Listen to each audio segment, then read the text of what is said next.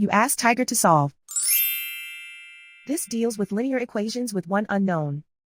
The final result is x equals 18/5. Let's solve it step by step. Simplify the expression. Group like terms. Simplify the arithmetic.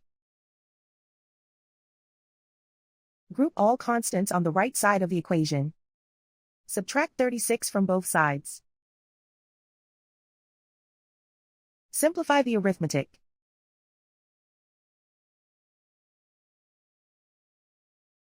Isolate the x. Divide both sides by -10. Cancel out the negatives. Simplify the fraction. Cancel out the negatives. Find the greatest common factor of the numerator and denominator. Factor out and cancel the greatest common factor. And so the final result is x equals 18/5.